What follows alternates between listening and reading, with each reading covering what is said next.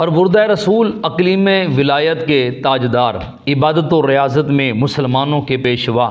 زمانہ رسالت میں بدر سے لے کے آخری غزوہ تک میدان شجاعت کے سربراہ، خصوصاً معرکہ خیبر کے شاہ سوار، رسول اللہ کے غمخوار،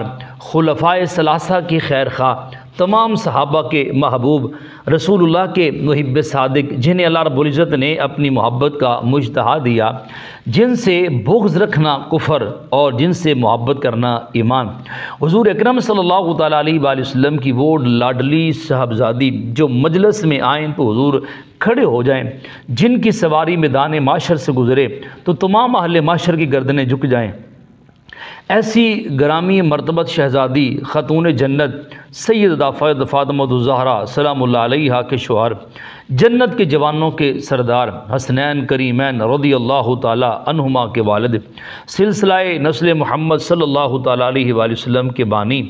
جو اگر صدقہ دیں تو قرآن ناطق ہو، جن کے رکوع اور سجود پر قرآن شاہد، حضور کے تربیت یافتہ، جن کی سرکار ناز برداری کریں، جن کو تہجد پڑھانے کے لیے حضور راتوں کو جگانے آئیں، جو اگر روٹھ جائیں تو سرکار انہیں منانے آئیں، اور اسی عالم میں سرکار سے ابو تراب کا لقب پائیں، جس سے وہ ناراض ہو جائیں وہ سرکار کا معتوب، اور جس سے وہ راضی ہو جائیں وہ سرکار کا محبوب ہو۔ اندھیری راتوں میں ساحل مراد تک پہنچنے کے لیے جہاں آسمان ہدایت کے ستاروں کے بغیر گزارا نہیں، وہاں ان کے سفینہ کے بغیر بھی کوئی چارہ نہیں۔ وہ پیدا ہوئے تو کعبہ میں، شہادت پائی تو مسجد میں، جن کی زندگی کا محور آغاز سے انجام تک اللہ تعالیٰ کا گھر تھا۔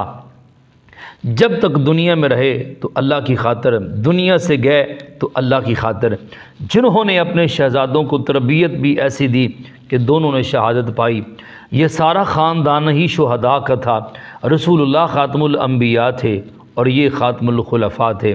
یہ وہ ہیں جن کی محبت میں جینا عبادت ہے اور جن کی محبت میں مرنا شہادت ہے، اور انہی کو علی مرتضیٰ شیر خدا کہتے ہیں۔